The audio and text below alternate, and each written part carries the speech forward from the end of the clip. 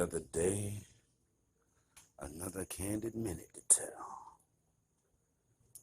Time to get into the office. You know how we do. I like to talk my stuff. So let's talk.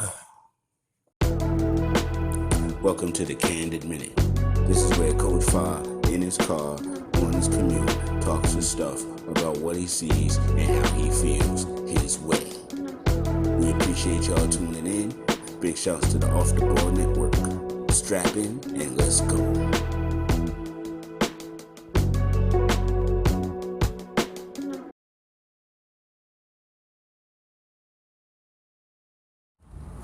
Yo, what is happening, y'all? Yo, this COVID stuff is real serious. So just make sure y'all are taking care of yourselves. You're wearing your masks and you're doing the right things, man. But that ain't the purpose of this particular video. I don't know why I'm hazy. I have no idea. I should be clear, but I'm not. I apologize for that. It's so weird. I don't have any filters on or anything, so maybe it's just glare from the sun. I don't know. But hey, it is what it is, right? All right, and I'm actually going to write an article about this particular thought that I'm about to share with you guys. So hopefully, I'll let you know probably end of the week, early next week. It'll be out on Candid Articles and on Off the Ball Network. Fandom. Fans. I was privy to a very interesting conversation this morning in Nick's Twitter. My man, Shannon, my man, Mike Niev, Luke Henderson, everybody was in it. Everybody was in it. It was major. Big shouts to Victor, everybody. Everybody was in it this morning. And so I actually threw out a tweet in regards to fandom. And it's trending right now. It's doing what it's doing, But I look at it like this. There were like 4 categories of fans, maybe 5. I'm stream of consciousness right now. I thought about this the other day. I didn't write it down yet though, so pardon me if my thoughts aren't completely fluid. You have the bandwagon fan. The bandwagon fan likes the sport, but likes winning. They're not really the folks that are going to stick around and watch a team grow and develop and yada yada. Whoever the hot team is that year, or the team who won the championship the year prior. Typically nowadays in this era, the team with the most stars. So you've got Lakers and Nets. And again, Laker fans are a legendary bunch of people, and they've been around for decades. That's not who I'm referring to. I'm talking about the bandwagoneer fan, the fan that is now a Laker fan because they believe the Lakers are going to win the championship. They might have been a Net fan last year, or a Cleveland or a Golden State fan in the past. Those are bandwagon fans. Then there are player fans.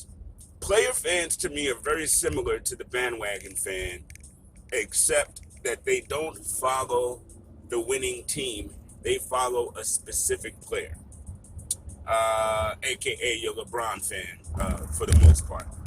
Not your Cleveland fan, your LeBron fan. There is a difference. Player fans are odd to me because yes, there is loyalty to some degree.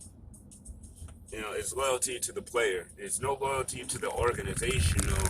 So, to me, you gotta kind of be a fan of a team. I'm sorry. I'm not really the player fan kind of guy. I have favorite players, sure, always have. But, like back in the day when I was a youngster, my favorite player in the NBA was James Worthy. Now, would I have loved James Worthy on the Knicks? Sure. But Did I love the Lakers? No, I love the Knicks. And so after a while, I stopped really even paying that much attention to James Worthy because I was really all about my Knicks. I am a team fan. And that's another category I would imagine. A team fan, straight up fan. You know, they love the organization. Maybe their parents introduced it to them. Maybe it's the city that they're from or that they live in, so it's on their TV all the time, and they just kind of find a fondness for their team, and then they start watching the games and buying the jerseys and etc. Then you have your... See, for me, a fan is a homer. A team fan, anyway, is or can very well be a homer. Homer because that's where you're from. It's from your home. So that's to me what a homer is. A person who rides for their team because that's where they're from. It's their home team. So a team fan can easily be a homer, but a homer doesn't have to be a team fan. You know what I mean? You could be like my wife. My wife is from Maryland, and she watches the Wizards, but I can honestly say she's a Knicks fan. You know, I introduced her to the Knicks. She watched me as I went through the ugly phases and stuff in the tough times, and she's rallying with me right now as we're like seeing the better times. So, you know, so to me, that's two types of fan. That's a team fan. Then you have your obsessed fan. An obsessed fan can go either way. The team could do no wrong, or all the team does is wrong. Your obsessed fan to me is your Frank Isola. That dude can't help but put our name in his mouth.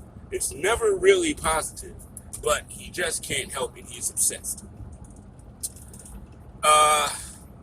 And you have the obsessed, like I said, that they can do no wrong. You know, it's everybody's fault but the organization or the player.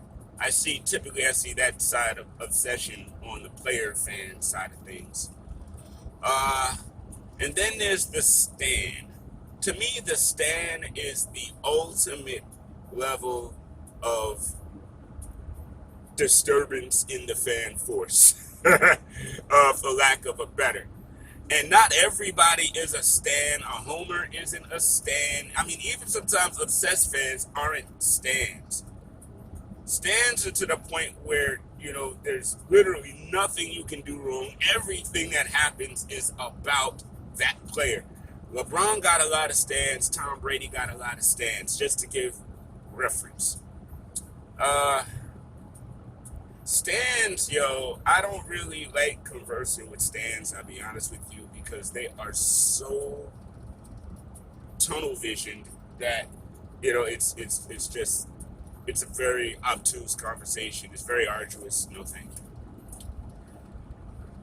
Now, again, the obsessed fan that is negative. I see that a lot in New York. And to me, that stems from the Mike Lupicas and all them from back in the day.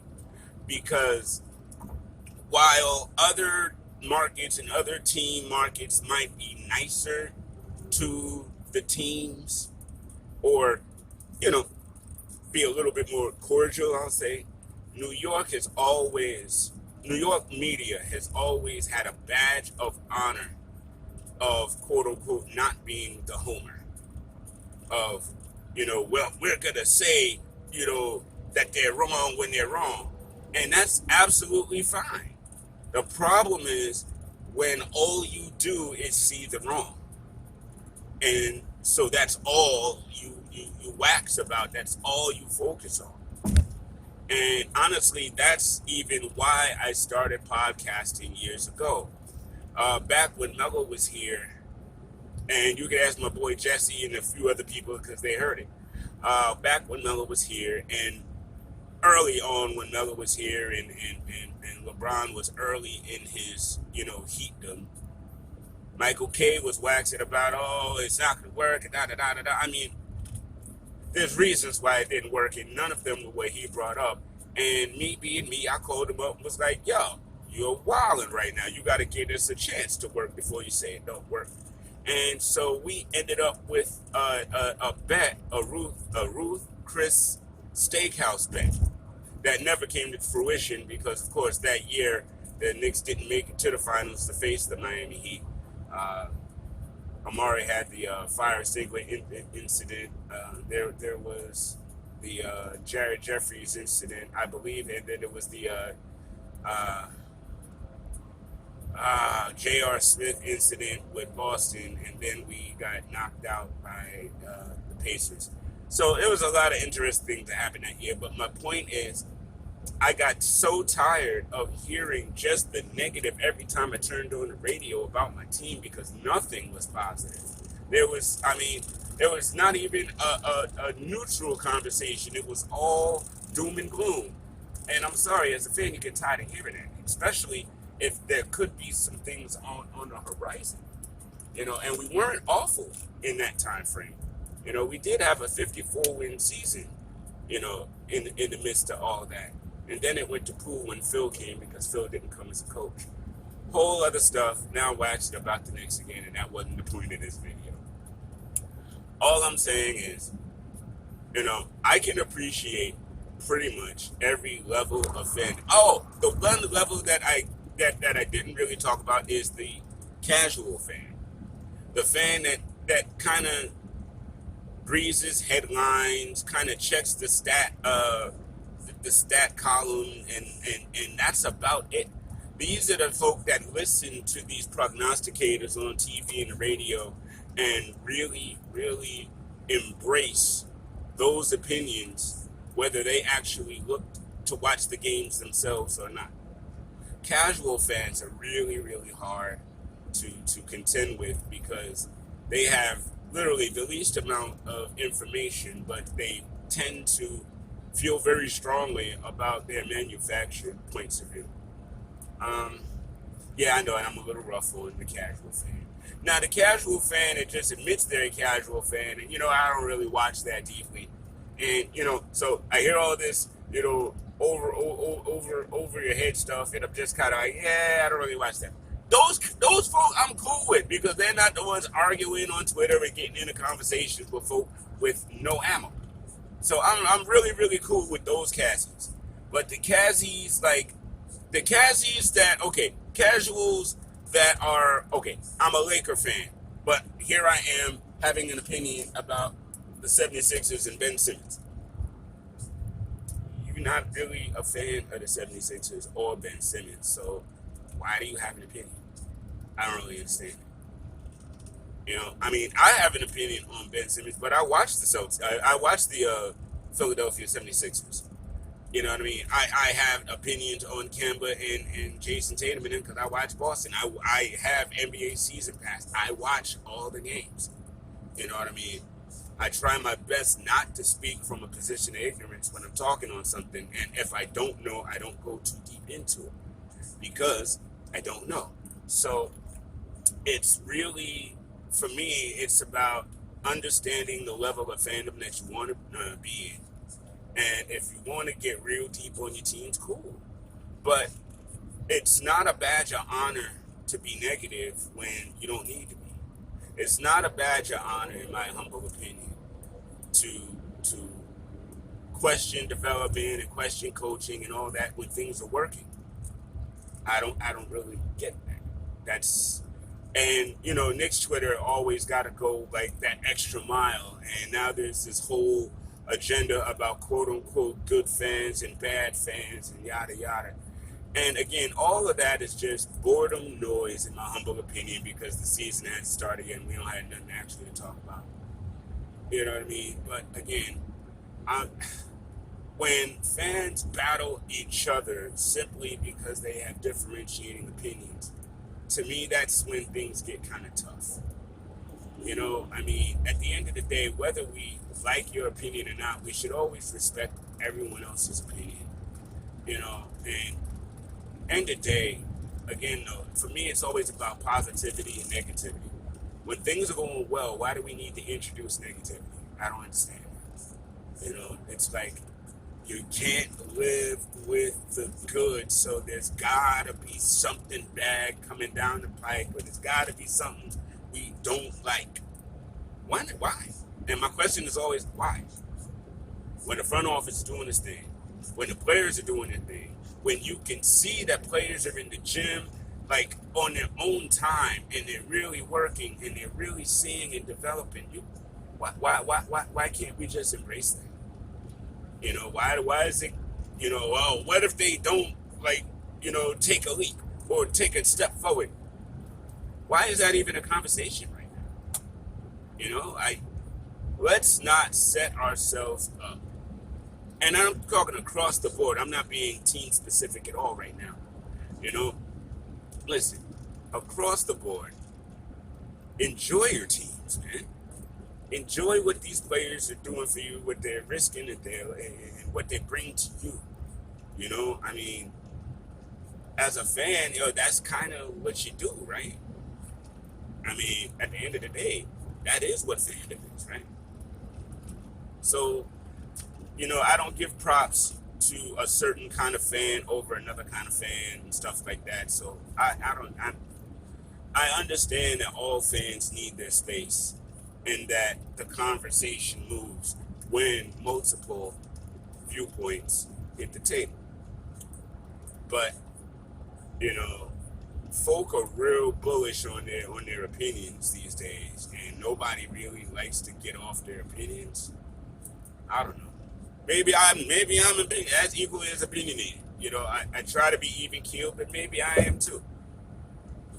But I hope you guys enjoyed my breakdown of the different types of fans that I see out there, and maybe you'll find yourself in one of those descriptions. Maybe you find yourself in a couple of descriptions, But enjoy your teams, rock for your teams if you're truly a fan. And that's all I got to say about that. Y'all have a great one, and I'll talk to y'all later.